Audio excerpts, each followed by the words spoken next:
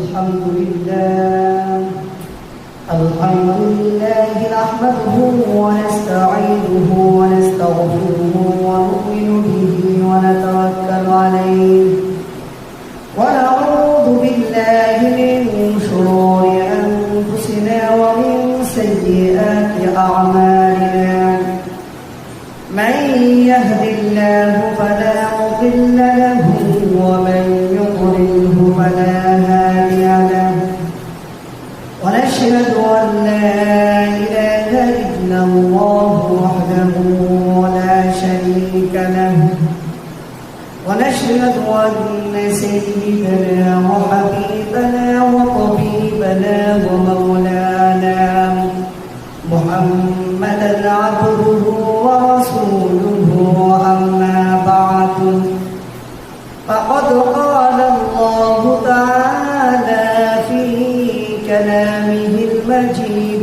وفرقانه الحميد أعوذ بالله من الشيطان الرجيم بسم الله الرحمن الرحيم قل لو كنتم في بيوتكم لبرز الذين كتب عليهم القتل إلى مضاجعهم صدق الله العظيم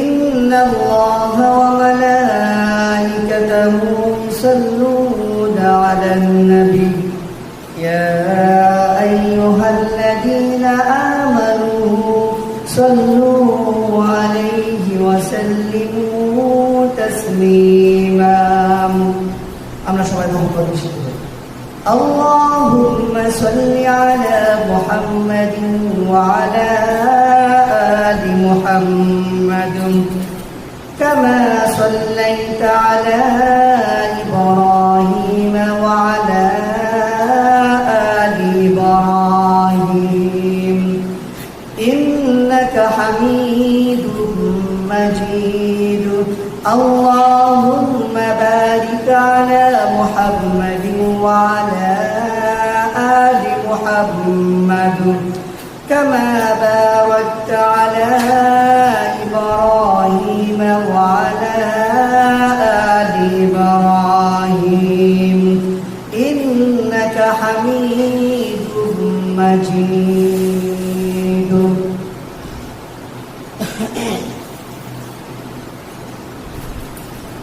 সর্বপ্রথম মহান আল্লাহ তাআলার শুকরিয়া আদায় করি, যিনি আমাদেরকে আজ পবিত্র শুক্রবার জুমার দিন আল্লাহ তাআলার ঘরে আসার বসার তৌফিক দান করেছেন। এজন্য শুকরিয়া তার আমরা সকলে বলি আলহামদুলিল্লাহ।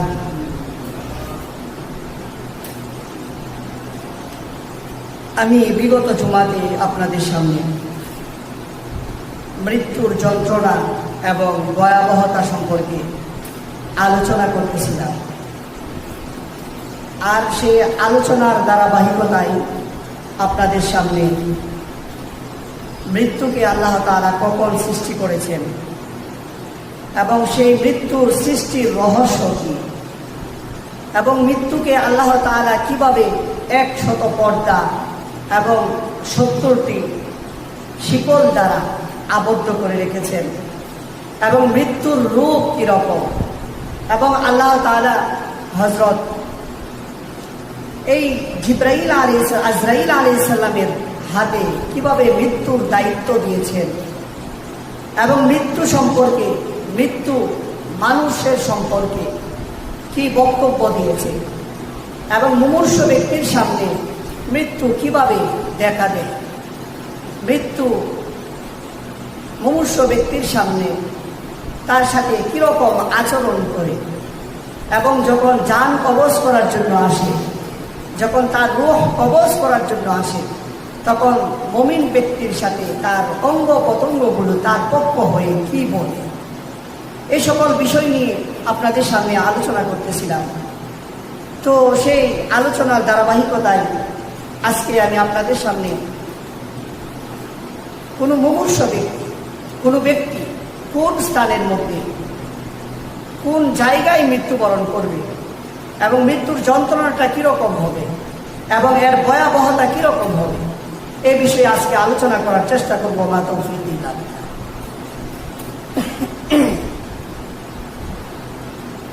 আল্লাহ পাক রব্বুল আলামিন মালাকুল আরহাম নামক এক শ্রেণীর ফেরেশতাদেরকে সৃষ্টি করেছে। আর সেই মালাকুল আরহাম ফেরেশতা যখন কোনো শিশু মাতৃগর্ভের মধ্যে আসে, তখন সেই ব্যক্তি যে স্থানের মধ্যে মৃত্যুবরণ করবে সেই স্থানের মাটি নিয়ে এসে মায়ের গর্ভের মধ্যে সেই ব্যক্তির রক্ত মাংসের সাথে সেই মাটিটাকে মিশিয়ে, সেই মাটিটাকে যখন মিশিয়ে দেওয়া হয়, সেই সন্তানটা যখন আস্তে আস্তে বড় হতে থাকে, তারপর যখন সন্তান ভূমিষ্ঠ হয়, তখন পৃথিবীর যে প্রান্তেই সে থাকুক না কেন, যেখানেই সে ঘোরাফেরা করুক না কেন, যেখানেই সে বসবাস করুক না কেন, যখন মৃত্যুর সময় ঘনিয়ে আসে, তখন যেই স্থানের মাটি তার মায়ের গর্ভের মধ্যে তার রক্তে মাংসের সাথে মালাকুল আরহাম ফেরেশতা মিশিয়ে দিয়েছিল, সেই স্থানের মধ্যে সে ব্যক্তি উপস্থিত হবে এবং সেখানেই সে মৃত্যুবরণ করবে বলেন সুবহান। আল্লাহ পাক রব্বুল আলামিন পবিত্র কুরআন শরীফে এই কথার সমর্থন করে তিনি ঘোষণা করেন, উল্লাউ কুনতুম ফি বুয়ুতিকুম লাবাযাল্লাযীনা কুতিবা আলাইহিমুল ক্বাতলু ইলা মাদাজিইহিম। আল্লাহ পাক রব্বুল আলামিন নবী করিম সাল্লাল্লাহু আলাইহি সাল্লামকে সম্বোধন করে বলেন, হে নবী, আপনি বলে দিন, লাউ কুনতুম ফি বুয়ুতিকুম, যদিও তোমরা গৃহের মধ্যে বসবাস করো, যদিও তোমরা ঘরের মধ্যে থাকো, ফি বুয়ুতিকুম লাবাযাল্লাযীনা কুতিবা আলাইহিমুল ক্বাতলু ইলা মাদাজিইহিম, কিন্তু যখন তোমাদের উপর মৃত্যুর ফায়সালা হয়ে যাবে, যখন তোমাদের মৃত্যুর সময় ঘনিয়ে আসবে, তখন তোমরা সেই স্থানের মধ্যেই মৃত্যুবরণ করবে, সেই স্থানের মধ্যেই তোমরা ফিরে যাবে যেখানে তোমাদের মৃত্যু লেখা আছে। অর্থাৎ যখন মানুষ মৃত্যুর সময় ঘনিয়ে আসবে, যে মাটি থেকে তাকে সৃষ্টি করা হয়েছিল, যে মাটি তার মাতৃগর্ভের মধ্যে তার দেহের মধ্যে মিশিয়ে দেওয়া হয়েছিল, সেই স্থানের মধ্যে সেই ব্যক্তি উপস্থিত হবে। এ কারণে আমরা দেখতে পাই যে মানুষ এক জায়গায় বসবাস করে, আবার কোন সময় তখন মৃত্যুটা হয় তার অন্য এক স্থানের মধ্যে। মানুষ এক দেশের মধ্যে বসবাস করে, কিন্তু তার মৃত্যু হয় অন্য আরেক দেশের মধ্যে। এর কারণ হলো যার মৃত্যু আল্লাহ তাআলা যেই মাটি থেকে, যেই মাটির সাথে সংশ্লিষ্ট করে দিয়েছেন, সেই স্থানে গিয়ে তার মৃত্যু হয়। হাদিসের মধ্যে আছে যে পূর্বকালে যখন আজরাইল আলাইহিস সালাম নবীগণের সাথে সাক্ষাৎ করতেন আর নবীদের সাথে দেখা করতেন, একদা হযরত আজরাইল আলাইহিস সালাম হযরত সুলাইমান আলাইহিস সালামের দরবারে উপস্থিত হলেন। আর সুলাইমান আলাইহিস সালামের দরবারে একজন সুশ্রী, একজন সুন্দর যুবক উপস্থিত ছিল। হযরত আজরাইল আলাইহিস সালাম যখন তিনি হযরত সুলাইমান আলাইহিস সালামের দরবারে উপস্থিত হলেন, সেই যুবকের দিকে তিনি তাকালেন, আশ্চর্য হয়ে অবাক হয়ে সেই যুবকের দিকে তিনি তীক্ষ্ণ দৃষ্টিতে তাকালেন। আর এরকম ভাবে তাকালেন যে তাকানোর কারণে সেই যুবক ভয় পেয়ে গেল। তারপর আজরাইল আলাইহিস সালাম সুলাইমান আলাইহিস সালামের সাথে সাক্ষাৎ করে তিনিও বিদায় হয়ে গেলেন। বিদায় হয়ে যাওয়ার পর সেই সুন্দর যুবক, সেই সুশ্রী যুবক হযরত সুলাইমান আলাইহিস সালামের কাছে আরজ করলো, আবেদন করলো যে হে আল্লাহর নবী সুলাইমান আলাইহিস সালাম, আল্লাহ তাআলা আপনাকে বাতাসের উপর ক্ষমতা দিয়েছেন, আপনি আমাকে সেই বাতাসের মাধ্যমে আপনি আমাকে চীন দেশে পাঠিয়ে দেন। সুলাইমান আলাইহিস সালামের কাছে যখন এরকম আরজ করলো, আরজ করার পর আল্লাহর নবী সুলাইমান আলাইহিস সালাম সেই যুবককে, বাতাসকে নির্দেশ দিলেন যাতে বাতাস সেই যুবককে নিয়ে চীনের মধ্যে ফেলে দিয়ে আসে। বাতাস তাকে ছিনের মধ্যে ফেলে দিল। যখন ফেলে দেওয়া হলো, ফেলে দেওয়ার পর সেখানে সেই যুবকের জান কবজ করলেন হযরত আজরাইল আলাইহিস সালাম। কিছুদিন পর যখন হযরত আজরাইল আলাইহিস সালাম আল্লাহর নবী সুলাইমান আলাইহিস সালামের দরবারে আবার ফিরে আসলেন, ফিরে আসার পর সুলাইমান আলাইহিস সালাম জিজ্ঞেস করলেন যে হে আজরাইল আলাইহিস সালাম, এর পূর্বে আপনি যে আমার সাথে সাক্ষাৎ করেছিলেন, সেই সাক্ষাতের সময় সেই যুবকটির প্রতি এত তীক্ষ্ণ দৃষ্টিতে আপনি কেন তাকিয়েছিলেন?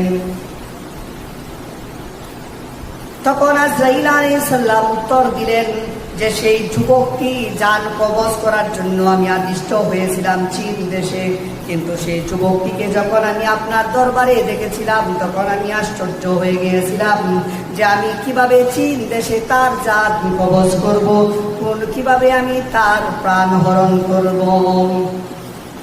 তখন সুলাইমান আলাইহিস সালামের কাছে আজরাইল আলাইহিস সালাম উত্তর দিলেন, তবে এই দিনেই যখন আমাকে আদিষ্ট করা হয়েছিল আমি চীন দেশে গিয়ে সেই যুবকটিকে আমি সেখানেই পেয়েছিলাম, আর চীন দেশেই আমি তার জান কবজ করেছিলাম। বলেন সুবহানাল্লাহ। তখন সুলাইমান আলাইহিস সালাম বলেছিলেন যে আপনি এখান থেকে চলে যাওয়ার পর সেই যুবকটি আমাকে আরজ করেছিল, সে ভয় পেয়েছিল যাতে আপনি তাকে বাতাসের মাধ্যমে আমি তাকে চীন দেশে পাঠিয়ে দিই। তখন আমি তাকে চীন দেশে পাঠিয়ে দিয়েছিলাম, আর আপনি সেখানেই তার জান কবজ করেছিলেন। এটাই আল্লাহ তাআলার যে কি বাণীর মর্মার্থ, অর্থাৎ যে ব্যক্তির মৃত্যু যেখানে হওয়ার কথা সেখানেই সে কি করবে? মৃত্যুবরণ করবে। আল্লাহ পাক রব্বুল আলামিন পবিত্র কোরআন শরীফের অপর এক আয়াতের মধ্যে বলেছেন, ওমা তাদরি নাফসুম বিআইয়ি আরদিন তামুত, ওমা তাদরি নাফসুম, যে কোনো ব্যক্তি কোথায় মৃত্যুবরণ করবে, কোন জমিনে, বিআইয়ি আরদিন তামুত, কোন জমিনের মধ্যে সে মৃত্যুবরণ করবে, কোন স্থানের মধ্যে সে মৃত্যুবরণ করবে, কোন দেশে সে মৃত্যুবরণ করবে, তা একমাত্র আল্লাহ তাআলাই জানেন। বলেছে আর এই মানুষের জান কবজ কিভাবে করা হবে? তার জান কবজ করার পূর্বে ফেরেশতারা এসে তার সাথে কি বলবে, বিভিন্ন কাজে সেই ব্যক্তির সাথে যে সকল সংশ্লিষ্ট ফেরেশতারা আছে এক একজনের এক এক ধরনের বক্তব্য থাকে। কিন্তু এই জীবজন্তুগুলো, প্রাণীগুলোর জান কবজ করবে কি? এই যে বিভিন্ন ধরনের প্রাণী আছে, গরু, ছাগল, মহিষ, এই থেকে নিয়ে বন জঙ্গলের যত প্রাণীগুলো আছে, পশু পাখি, এই সবগুলোর জান কবজ করবে কি? এগুলো সম্পর্কে নবী করিম সাল্লাল্লাহু আলাইহি সাল্লাম হাদিসের মধ্যে বলেছেন যে এই জীবজন্তুর প্রাণীগুলোর জান কবজ করবে, প্রাণ হরণ করবেন স্বয়ং আল্লাহ তাআলা। কিভাবে?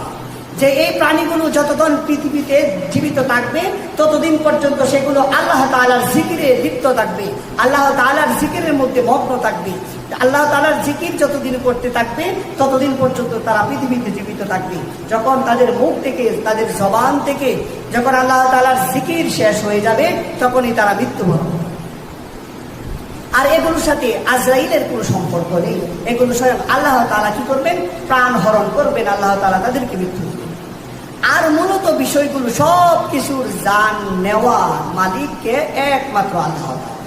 জান যেমন, জীবন যেমন আল্লাহ তাআলা দেন, মৃত্যুও দেন আল্লাহ তাআলা।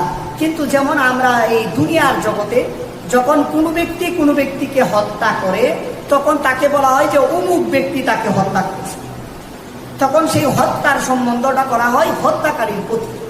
যখন কোনো ব্যক্তি মৃত্যুবরণ করে তখন তার মৃত্যু সম্বন্ধটা করা হয় তখন রোগের প্রতি, যে অমুক ব্যক্তি ডায়রিয়া হয়ে, অমুক ব্যক্তি করোনা ভাইরাসে আক্রান্ত হয়ে, অমুক ব্যক্তি জ্বরাক্রান্ত হয়ে, অমুক ব্যক্তি হার্ট অ্যাটাক করে, অমুক ব্যক্তি এই বিভিন্ন অসুখের কারণে মৃত্যুবরণ করেছে। এগুলো সম্বন্ধ করে কিসের সাথে? রোগের সাথে, অথবা কি হত্যাকারী ব্যক্তির সাথে। আর এরকম ভাবে ঠিক যে মৃত্যুর সম্পর্কটা আমরা সবাই সম্বন্ধ করি কার প্রতি? আজরাইল আলাইহিস সালামের প্রতি। কিন্তু মূলত এই সবগুলোর জান কবজ করেন কে? একমাত্র আল্লাহ তাআলা। আল্লাহ পাক রব্বুল আলামিন পবিত্র কোরআন শরীফে সেটার সমর্থনে একটি আয়াত নাযিল করেছেন। الله يتوفى الأنفس حين موتها والتي لم تمت في منامها فيمسك التي قضى عليها الموت ويرسل الأخرى إلى أجل مسمى إن في ذلك لآيات لقوم يتفكرون আল্লাহ পাক রব্বুল আলামিন এই আয়াতের মধ্যে ইরশাদ করেন আল্লাহু ইয়াতাওয়াফাল আনফুসা হাইনা মাউতিহা, অর্থাৎ যখন কোনো ব্যক্তির মৃত্যুর সময় ঘনিয়ে আসে আল্লাহ পাক রব্বুল আলামিন তার জান কবজ করেন, আল্লাহ তাআলা তার মৃত্যু দান করেন। والتي لم تمت في منامها, আর সে ব্যক্তির মৃত্যু হয় না, তার জান ছেড়ে দেন যখন সে ব্যক্তি ঘুমের মধ্যে থাকে। والتي لم تمت, সে ব্যক্তি মৃত্যুবরণ করে না, والتي لم تمت في منامها, যখন সে ঘুমের মধ্যে থাকে। ঘুমটাও এক ধরনের মৃত্যু। এটা থেকে যদি আল্লাহ তাআলা জাগ্রত করেন তাহলে সেই ব্যক্তি কি জীবিত হতে পারবে, আর যদি জাগ্রত না করেন তাহলে সেই ব্যক্তি কি করবে, মৃত্যুবরণ করবে। ওয়ায়ুরসিলুল উখরা ফায়ুমসিকুল্লাতী কাদা আলাইহাল মাউতা ওয়ায়ুরসিলুল উখরা ইলা আজালিন মুসাম্মা, আর যে ব্যক্তির জন্য মৃত্যু আল্লাহ তাআলা নির্ধারিত করে দেন, তার মৃত্যুটা যখন আল্লাহ তাআলা লিপিবদ্ধ করে ফেলেন, আল্লাহ তাআলা যখন তার মৃত্যুটা ধার্য করে ফেলেন, সে ব্যক্তি মৃত্যুবরণ করে। আর কোনো ব্যক্তিকে, অন্যান্যদেরকে তার নির্দিষ্ট সময় পর্যন্ত আল্লাহ তাআলা তাদেরকে ছেড়ে দেন, নির্দিষ্ট সময়ের জন্য। ইন্না ফি যালিকা লাআয়াতিন লিকাওমিন ইয়াতাফাক্কারুন, আর এই যে আল্লাহ তাআলার নিদর্শনাবলী, আল্লাহ তাআলার এই দলিলগুলো, আল্লাহ তাআলার এই উপমাগুলো, সেটা এই বুদ্ধিমান সম্প্রদায়ের জন্য, চিন্তাশীল সম্প্রদায়ের জন্য, তাদের জন্য এটার মধ্যে রয়েছে কি লাআয়াতিন লিকাওমিন ইয়াতাফাক্কারুন, তাদের জন্য নিদর্শন রয়েছে, তাদের জন্য উপদেশ গ্রহণ করার মতো যুক্তি তাদের জন্য রয়েছে।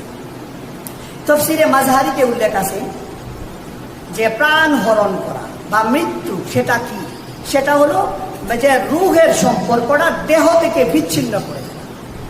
আমাদের ভিতরে যে রূহটা আছে, যে আত্মাটা আছে, সেটার সম্পর্কটাকে দেহ থেকে বিচ্ছিন্ন করে ফেলা। সে বিচ্ছিন্ন করে ফেলা কখনো বাহ্যিকভাবে এবং আভ্যন্তরীণভাবে সব দিকেই হয়ে যায়। আর যখন বাহ্যিকভাবে এবং অভ্যন্তরীণ দিক দিয়া, দুই দিক দিয়ে যখন রূহের এই সম্পর্কটা ছিন্ন হয়ে যায় দেহ থেকে, তখন সেটাকে বলা হয় মৃত্যু। যখন মানুষ মৃত্যুবরণ করে তখন তার এই রূহ যতদিন পর্যন্ত ভিতরের মধ্যে থাকে, তার রক্ত চলাচল করে, তার যে শ্বাস প্রশ্বাস এগুলো কি চলাচল করে, বা তার অঙ্গ প্রত্যঙ্গের যে জিনিসগুলো আছে, এই সবগুলোর যে ক্রিয়া, সবগুলোর কার্যক্রম, সেগুলো সচল থাকে। এটা হলো কি আভ্যন্তরীণ, যে তার দেহের সাথে তার আত্মার সম্পর্ক।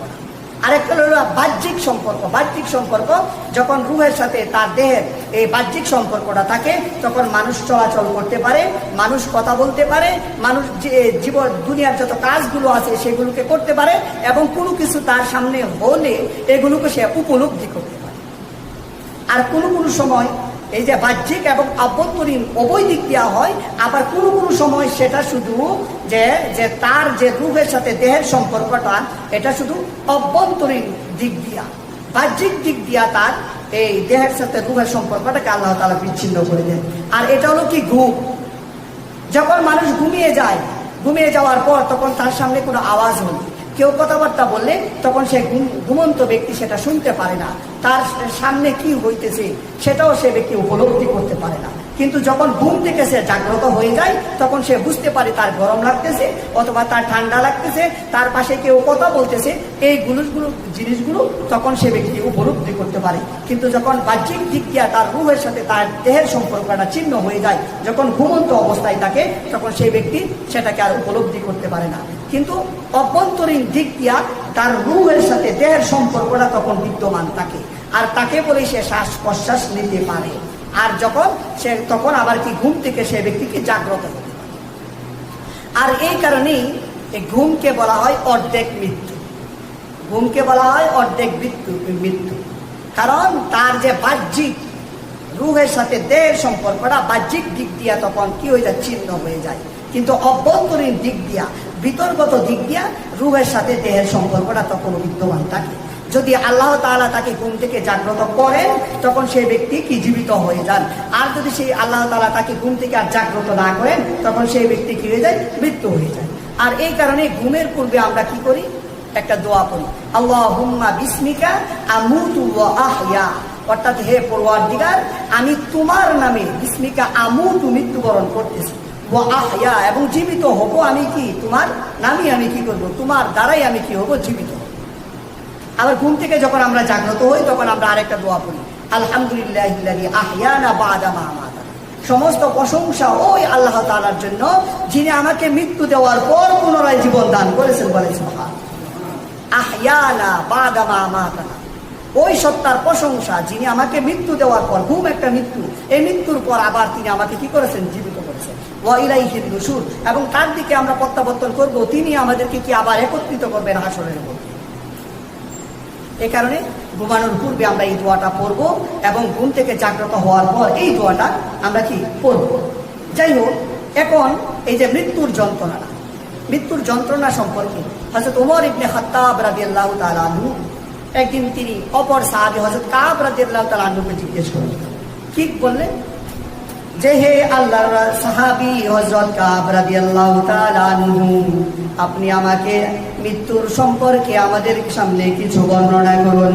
তখন হযরত কাব রাদিয়াল্লাহু তাআলা আনহু তিনি একটি কথা বললেন যে মৃত্যু হলো একটি কণ্টকাকীর্ণ, একটি কাঁটাযুক্ত গাছের ন্যায়, যে গাছটাকে মানুষের পেটের মধ্যে প্রবিষ্ট করে দেওয়া হয়েছে, মানুষের পেটের মধ্যে ঢুকিয়ে দেওয়া হয়েছে।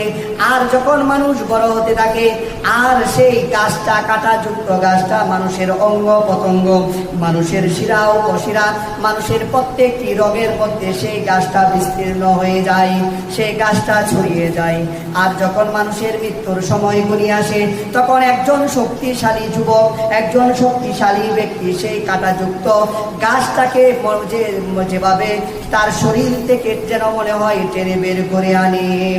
অর্থাৎ যখন এই কাঁটাযুক্ত গাছটাকে একজন মানুষের শরীর থেকে যখন টেনে বের করে আনবে, আর সেই গাছটা যখন তার প্রত্যেকটা অঙ্গ প্রত্যঙ্গের মধ্যে, তার চোখের মধ্যে, তার নাকের মধ্যে, তার কানের মধ্যে, তার হাতে পায়ের আঙ্গুলের মধ্যে সব দিকে যখন ছড়িয়ে যাবে, আর এই কাঁটাযুক্ত গাছটাকে যখন টেনে আনা হবে তখন তার রক্ত মাংস সবগুলি কাঁটার সাথে কি বের হয়ে আসবে। এরকম যেরকম কষ্ট হয়, মৃত্যুটা হলো ঠিক সেরকম একটি কণ্টকাকীর্ণ, একটি কাঁটাযুক্ত একটি গাছের নেই, যেটা মানুষের পেটের মধ্যে ঢুকিয়ে দেওয়া হয়েছে। অর্থাৎ মৃত্যুর যন্ত্রণাটা হবে এইরকম। তারপর আল্লাহর নবী ঈসা আলাইহিস সালামকে আল্লাহ তাআলা কয়েকটি গুণ দিয়েছিলেন আর 5টি মুজিজা দিয়েছিলেন। আর 5টি মুজিজার মধ্যে একটি মুজিজা ছিল যে হযরত ঈসা আলাইহিস সালাম মৃত ব্যক্তিকে আল্লাহর হুকুমে তিনি জাগ্রত করতে পারতেন। এই সম্পর্কে আল্লাহ পাক রব্বুল আলামিন পবিত্র কুরআন শরীফের মধ্যে ইরশাদ করেন, আন্নী আখলুকু লাকুম মিনাত তিনি কাহায়াতিত তায়রি ফানফুখু ফীহি ফায়াকুনু তায়রাম বিইذنিল্লাহ।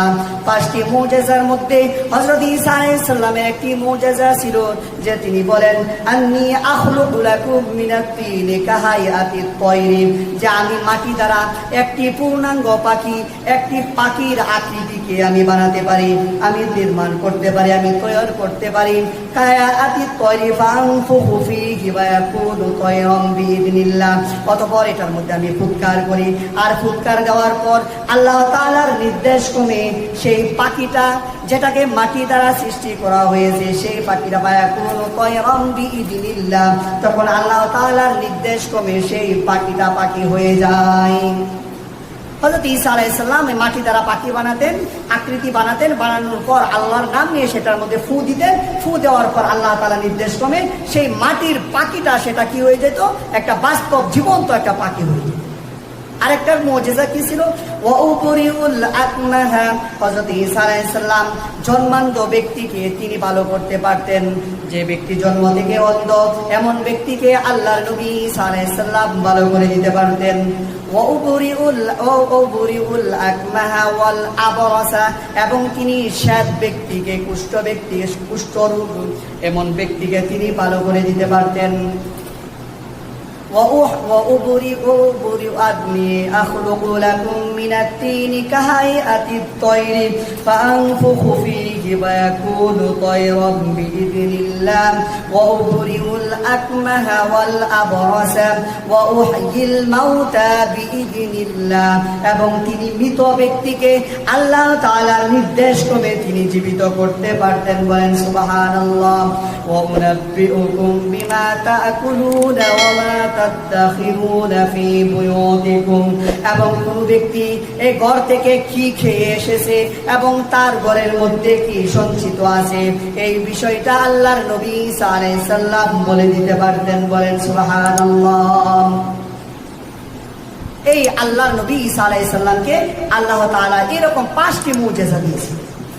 তখন ঈসা আলাইহিস সালামের কাছে তার সম্প্রদায়ের লোকেরা একবার আসলো, এসে বলল যে আল্লাহর নবী ঈসা আলাইহিস সালাম, আপনি তো এরকম মৃত ব্যক্তিদেরকে জীবিত করেন কবর থেকে, সম্ভবত এরকমও হতে পারে যে ব্যক্তিকে আপনি জীবিত করতেছেন কবর থেকে, এই ব্যক্তি মৃত্যুবরণই করে নাই, এরকম ব্যক্তিকে আপনি হয়তো জীবিত করেন, সম্ভবত তার দম ভিতরে আটকে ছিল বা ছেপে ছিল, এই কারণে এরকম ব্যক্তিদেরকে আপনি জীবিত করেন। আপনি এরকম একজন ব্যক্তিকে জীবিত করেন যে ব্যক্তিটা অনেক পূর্বে ইন্তেকাল করেছে। তখন আল্লাহ নবী ঈসা আলাইহিস সালাম বললেন, ঠিক আছে, তোমরা কাকে আমি জীবিত করব, তোমরা সেটা নির্দিষ্ট করে নিয়ে আসো। তখন 4000 বছর পূর্বে নূহ আলাইহিস সালামের পুত্র সাম ইন্তেকাল করেছে। তখন তারা বলল যে আপনি নূহ আলাইহিস সালামের পুত্র সামকে জীবিত করেন। তখন আল্লাহর নবী ঈসা আলাইহিস সালাম সামের কবরের পাশে গেলেন, সেখানে গিয়ে তিনি 2 রাকাত নামাজ আদায় করলেন। 2 রাকাত নামাজ আদায় করার পর বললেন যে হে সাম, আল্লাহর নির্দেশ ক্রমে তুমি জীবিত হয়ে যাও। তখন নূহ আলাইহিস সালামের পুত্র সাম কবর থেকে তিনি জীবিত হয়ে উঠে আসলেন। বলেন সুবহানাল্লাহ। যখন জীবিত হয়ে উঠে আসলেন তখন আল্লাহর নবী ঈসা আলাইহিস সালাম তাকে জিজ্ঞেস করলেন যে হে সাম, তুমি তো অনেক পূর্বে ইন্তেকাল করেছো, আর তুমি যে সময় ইন্তেকাল করেছো সে সময়কার লোকদের দাড়ি এবং চুল তাদের পাকতো না, তাদের সাদা হতো না। তখন তো সবার চুল দাড়ি কাঁচা থাকতো, তখন তো কারো চুল দাড়ি পাকতো না, কিন্তু তোমার চুল দাড়ি আজকে পেকে গিয়েছে কেন?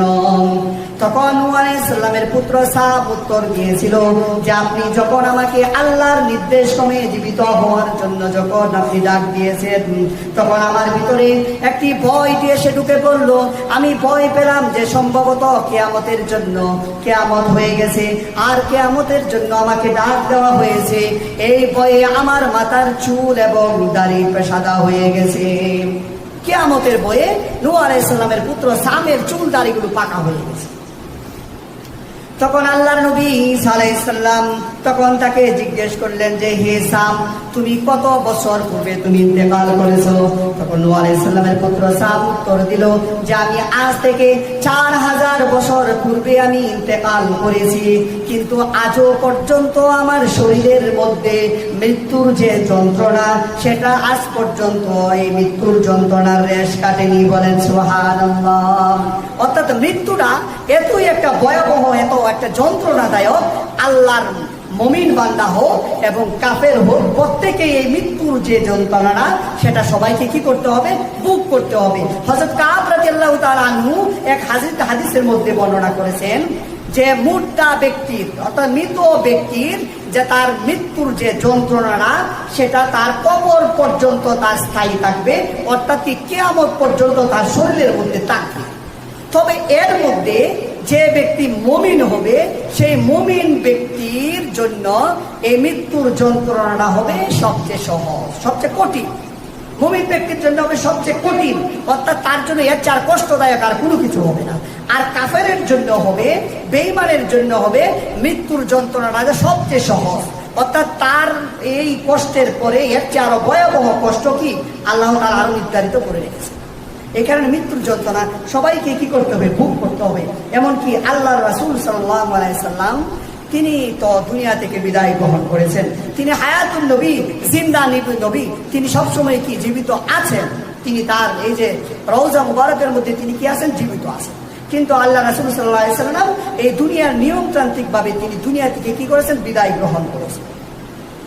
বিদায় গ্রহণ করেছেন। এই আল্লাহ রাসূল সাল্লাল্লাহু আলাইহি ওয়াসাল্লাম যখন মুমূর্ষ ছিলেন তখন তার সামনে হযরত আয়েশা রাদিয়াল্লাহু তাআলা আনহার কোলের মধ্যে তিনি ছিলেন, মাথাটা তার কোলের মধ্যে ছিল। আল্লাহ রাসূল সাল্লাল্লাহু আলাইহি ওয়াসাল্লামের সামনে একটা বাটি ছিল, একটি পাত্র ছিল, পানির পাত্র। সেই পানির পাত্রটাকে তিনি বারবার হাত ভিজিয়ে নিয়ে তিনি তার মুখকে মুছতেন, আর তিনি বারবার বলতেন লা ইলাহা ইল্লাল্লাহ ইন্না লিল মাউতি সাকারাত, যে আল্লাহ ছাড়া কোনো উপাস্য নাই এবং মৃত্যুর যন্ত্রণা খুব কঠিন। আল্লাহ রাসূল সাল্লাল্লাহু আলাইহি ওয়াসাল্লাম এই কথা বলেছেন, অর্থাৎ মৃত্যুর যে যন্ত্রণাটা, মৃত্যুর যে কষ্টটা আল্লাহ রাসূল সাল্লাল্লাহু আলাইহি ওয়াসাল্লাম সেটাও কি করেছেন, ভোগ করেছেন। তো এটা হলো দুনিয়ার একটা নিয়ম। আমাদের নবী হায়াতুন নবী, জিন্দা নবী, তিনি রওজা মুবারকে তিনি কি আছেন, জীবিত আছেন এবং জীবিত থাকবেন। কিন্তু আল্লাহ রাসূল সাল্লাল্লাহু আলাইহি ওয়াসাল্লাম এই মৃত্যুর যন্ত্রণা ভোগ করেছেন। হযরত মূসা আলাইহিস সালাম যখন তিনি ইন্তেকাল করেছেন, ইন্তেকাল করার পর আল্লাহর কাছে যখন তার রূহ চলে গিয়েছে তখন আল্লাহ তাআলা তাকে জিজ্ঞেস করলেন যে হে মূসা আলাইহিস সালাম, মৃত্যুকে তুমি কিরকম পেয়েছো? তখন মূসা আলাইহিস সালাম উত্তর দিয়েছিলেন যে আমি মৃত্যুটাকে পেয়েছি এরকম একটি চড়ুই পাখির নেই, যে চড়ুই পাখিটাকে জীবিত অবস্থায় গুনাহ করা হইতেছে। তখন সেই চড়ুই পাখিরা, জীবিত চড়ুই পাখিটার যেরকম কষ্ট হয় গুনাহ করা অবস্থায়, যেরকম ভাবে সে মৃত্যুবরণ করে না যার কারণে সে কি আরাম পাবে, আবার সে কি জীবিত হতে পারে না যার কারণে সে উড়ে যাবে, এরকম ভাবে একটা এই চড়ুই পাখিকে জীবিত অবস্থায় গুনাহ করলে যেরকম কষ্ট হয়, মৃত্যুটাকে আমি এরকম কষ্ট অবস্থায় পেয়েছি। বলেন সুবহানাল্লাহ। সেই যে মৃত্যুর যন্ত্রণা, সেই মৃত্যুর যন্ত্রণা আমাদের সবাইকে কি করতে হবে, ভোগ করতে হবে। এই মৃত্যুর যন্ত্রণা থেকে বাঁচার কোনো রেহাই আমাদের নেই, কারণ এই মৃত্যুর যন্ত্রণার পরে আরো কিছু কষ্টদায়ক আছে, সেগুলো তো আরো কষ্ট হবে। কিন্তু যারা মুমিন হয় তাদের জন্য মৃত্যুর কষ্টটা, যন্ত্রণাটা হয়ে যাবে সহজ। আমি সংক্ষেপে শেষ করে দিব যে কিন্তু এই যে মৃত্যুর ভয়াবহতা, এই যে মৃত্যুর সময় যে যন্ত্রণা আছে, এই যন্ত্রণাটা ছাড়াও আরো তিনটি ভয়াবহতা মানুষ কি করবে, এই তিনটি ভয়াবহতা মানুষের সামনে আসবে। এর মধ্যে এক নাম্বার হলো যে প্রথম ভয়াবহতা হলো যে আজরাইল আলাইহিস সালামের রূপ দর্শন। আজরাইল আলাইহিস সালামের যে আকৃতিটা, সেই আকৃতিটা মানুষ যখন দেখবে, তার বাস্তব আকৃতিটা যখন দেখবে মানুষ ভয় পেয়ে যাবে।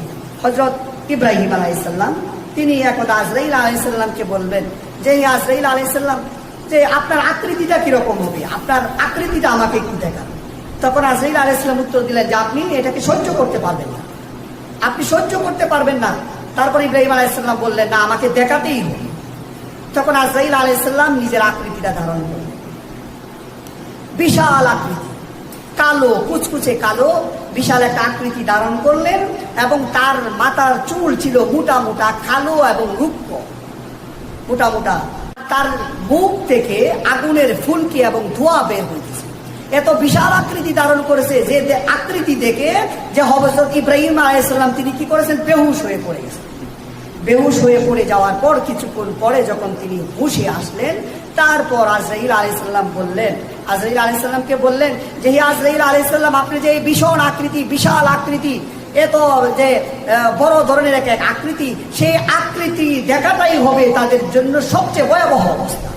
অর্থাৎ যখন মানুষ মৃত্যুর পাককালে তার সামনে যদি সেই ব্যক্তি যদি নাফরমান হয়, সেই ব্যক্তি যদি খারাপ ব্যক্তি হয়, পাপিষ্ঠ ব্যক্তি হয়, তার সামনে এই আজরাইল আলাইহিস সালাম এমন বিশাল আকৃতি ধারণ করবে। আর যারা আল্লাহওয়ালা হয়, যারা মুমিন ব্যক্তি হবে, তাদের সামনে স্বাভাবিক আকৃতিতে আসবে। স্বাভাবিক আকৃতিতে আসার পর এমন সুন্দর আকৃতি নিয়ে আসবে যেটা দেখে মুমিন ব্যক্তি আরো আনন্দিত হবে। এবং সেই হাদিসের মধ্যে বলা হয়েছে সেই আকৃতি দেখাটাই মুমিন ব্যক্তি যত নেক আমল করছে সেটার জন্য তার আকৃতি দেখাটাই যথেষ্ট হয়ে যাবে, এত স্বাভাবিক আকৃতি থাকবে। আর দুই নাম্বার ভয়াবহতা হলো যখন মুমূর্ষ ব্যক্তি এই মৃত্যু শয্যার মধ্যে থাকবে, তো তখন তার দ্বিতীয় ভয়াবহতা হলো যে পাপ পুণ্যের যে লেখক যে ফেরেশতা আছে, সেই ফেরেশতা তার সামনে চলে যাবে। যখন যে ব্যক্তি তার পুণ্য লিখবে, সওয়াব লিখবে, সেই ব্যক্তি তার সামনে আসবে, এসে বলবে যে হে ব্যক্তি, আজকে আমি তোমার কাছ থেকে কি করেছি, বিদায় গ্রহণ করব। আর তুমি আমার সামনে ভালো কাজ করেছো, নেক কাজ করেছো, সেই নেক কাজ, ভালো কাজগুলো করে তুমি আমাকে আরাম দিয়েছো, শান্তি দিয়েছো, সুখ দিয়েছো, আল্লাহ তাআলা তোমার মঙ্গল করুক, আমি আজকে তোমার কাছ থেকে বিদায় নিব। এই বলে সেই ব্যক্তি, সেই ফেরেশতা চলে যাবে। তারপর সেই ব্যক্তি যদি খারাপ ব্যক্তি হয়, পাপিষ্ঠ ব্যক্তি হয়, তখন তার সামনে এই যে পাপ লিখত যে ফেরেশতা, সেই ফেরেশতা আসবে। সেই ফেরেশতা এসে বলবে যে হে ব্যক্তি, তুমি দুনিয়ার জীবনে এরকম এরকম খারাপ কাজ করেছো, তুমি আমার সামনে খারাপ কাজগুলো করে তুমি আমাকে কষ্ট দিয়েছো, তুমি আমাকে যন্ত্রণা দিয়েছো। আল্লাহ তাআলা তোমাকে এই পাপ কাজ করার কারণে আল্লাহ তাআলা তোমাকে এর পুরস্কার দেও, আল্লাহ তাআলা তোমাকে এর জন্য শাস্তি দেও। এই কথা বলে সেই ব্যক্তি ফেরেশতা চলে যাবে। এই কথা শোনার সাথে সাথে সেই মুমূর্ষু ব্যক্তির চোখটা উপরের দিকে চলে যাবে এবং সেই চোখটা যে তার যে হয়ে যাবে, এই খুলে যাবে, সেই চোখ আর কি হবে না, সেটা বন্ধ হবে না। মৃত্যুর পর তার সেই চোখ কি করতে হবে? বন্ধ হবে। তারপরে যে 3 নম্বর যে ভয়াবহতা, 3 নম্বর সেই ভয়াবহতা হলো আজরাইল আলাইহিস সালাম যখন তার কাছে আসবে, আসার পর সেই ব্যক্তি যদি মুমিন ব্যক্তি হয়, ভালো ব্যক্তি হয়, তখন তার সামনে কি করবে? এই জান্নাতের ছবিটা তার সামনে দেখিয়ে দিবেন, জান্নাতের আকারটা দেখিয়ে দিবেন। আর সেই জান্নাতটা দেখে সেই ব্যক্তি কি করতে থাকবে? আনন্দের সাথে সেই ব্যক্তি মৃত্যুবরণ করতে থাকবে। আর সেই ব্যক্তি যদি জাহান্নামী হয়, খারাপ ব্যক্তি হয়, তার সামনে কি চায়? সেই জাহান্নামের আকৃতিটা দেখানো হবে, জাহান্নামটাকে তার সামনে তুলে ধরা হবে। আর সেই জাহান্নামের দেখে সেই ব্যক্তি ভয়ে সেই ব্যক্তি কি করতে থাকবে? মৃত্যুবরণ করতে থাকবে। এই ধরনের ভয়াবহতার সম্মুখীন হবে।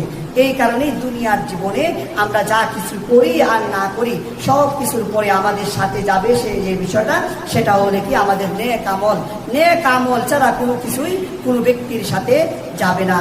কারণ এই যে আমরা জানি যে এই পরকালে আমাদের কাছ থেকে একজন মানুষ তার পিতার কাছ থেকে পলায়ন করবে, তার মায়ের কাছ থেকে পলায়ন করবে, তার সহধর্মিনীর কাছ থেকে পলায়ন করবে, তার ভাইয়ের কাছ থেকে পলায়ন করবে। যত আপনজন আছে একজন আরেকজনের কাছ থেকে পলায়ন করবে। তার কারণ হলো যাতে নেক আমলগুলো তার কাছে চাইতে না পারে, যাতে নেক আমল তার কাছ থেকে নিতে না পারে। এই কারণে একজন আরেকজনের থেকে কি করবে? পলায়ন করবে। আল্লাহ পাক রব্বুল আলামিন পবিত্র কোরআন শরীফের মধ্যে বলেছেন, ইয়াউমা ইয়াফিরুল মারউ মিন আখি ওয়া উম্মিহি ওয়া আবি ওয়া সাহিবাতিহি ওয়া বানি। ইয়াউমা ইয়াফিরুল মারউ মিন আখি, সেই দিন সেই ব্যক্তি তার ভাইয়ের কাছ থেকে পলায়ন করবে, ওয়া উম্মিহি, তার মায়ের কাছ থেকে পলায়ন করবে, ওয়া আবি, এবং তার পিতার কাছ থেকে পলায়ন করবে, ওয়া সাহিবাতিহি, এবং তার স্ত্রীর কাছ থেকে পলায়ন করবে, ওয়া বানি, এবং তার সন্তানাদির কাছ থেকে কি করবে? পলায়ন করবে। লিকুল্লি ইমরিইন মিনহুম ইয়াওমাইদিন শাআনুন ইউগনি, সেদিন ব্যক্তি তার নিজের চিন্তায় নিয়ে মগ্ন থাকবে। উজুহু ইয়াওমাইদিন মুসফিরা দাহিকাতুন মুস্তাবশিরা, সেদিন সেই ব্যক্তির চেহারা আলোকিত হবে, হাস্যোজ্জ্বল থাকবে। কোন কোন ব্যক্তির চেহারা হাস্যোজ্জ্বল থাকবে, তারা আনন্দিত থাকবে। আর কিছু কিছু মানুষের চেহারা উজুহু ইয়াওমাইদিন মুসফিরা দাহিকাতুন মুস্তাবশিরা ওয়া উজুহু ইয়াওমাইদিন আলাইহা গবরা, কোন কোন মানুষের চেহারা হবে ভারাক্রান্ত, তারা থাকবে, তাদের চেহারা তাদের চেহারা হয়ে যাবে কি? ধুলোধূসরিত। আর সেই ব্যক্তিগুলো হবে উলাইকা হুমুল কাফারাতুল ফাজরা, আর তারা হবে কাফের এবং পাপিষ্ঠ। এই কারণে সেই দিন কোনো কিছুই মানুষের কাজে আসবে না, কাজে আসবে শুধুমাত্র তার নেক আমল।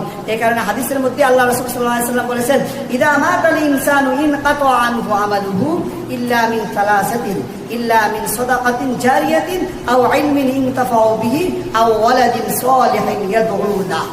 অর্থাৎ মানুষ যখন মৃত্যুবরণ করবে তখন তার সকল কর্ম, তার সব কিছু বন্ধ হয়ে যাবে, শুধুমাত্র 3টা জিনিস তার অব্যাহত থাকবে। 1 নাম্বার হবে কি? সদকায়ে জারিয়া। সদকায়ে জারিয়া, আল্লাহর রাস্তায় আপনি যে ভালো কাজগুলো করবেন সেগুলো সদকায়ে জারিয়া হিসেবে আপনার কবরের মধ্যে যেতে থাকবে। আর 2 নম্বরে কি হবে? আও ইলমিন ইনতাফাউ বিহি, উপকারী ইলম। আল্লাহর রাসূল সাল্লাল্লাহু আলাইহি ওয়াসাল্লামকে রাজি খুশি করার জন্য ধর্মীয় যে ইলমটা শিক্ষা করা হয়, উপকারী যে ইলম শিক্ষা করা হয়, যে জ্ঞান চর্চা করা হয়, সেই জ্ঞানটাও তার কবরের মধ্যে বসতে থাকবে। কারণ তার জ্ঞানের দ্বারা আরেকজন শিখবে, একজন থেকে আরেকজন শিখতে থাকবে। কোনো বই যখন লিপিবদ্ধ করবো সেই বইগুলো মানুষ পড়বে, এরকম যে কাজগুলো থাকবে এগুলোর দ্বারা তার সওয়াব হতে থাকবে। আর 3 নাম্বার হলো কি? যে নেককার সন্তান, যে নেককার সন্তান তার ভালোর জন্য, তার কল্যাণের জন্য দোয়া করবে। এই 3টা কাজ শুধুমাত্র তার কবরের মধ্যে সওয়াব পৌঁছাতে থাকবে, সওয়াবের ধারা অব্যাহত থাকবে। আল্লাহ পাক রব্বুল আলামিন আমাদের সকলকে নেক আমল করার এবং যে মৃত্যুর যন্ত্রণা এবং ভয়াবহতা যে কঠিন হবে সেগুলোকে স্মরণ করে আল্লাহ তাআলা আমাদেরকে নেক আমল করা তৌফিক দান করুন। সকলে বলি আমিন।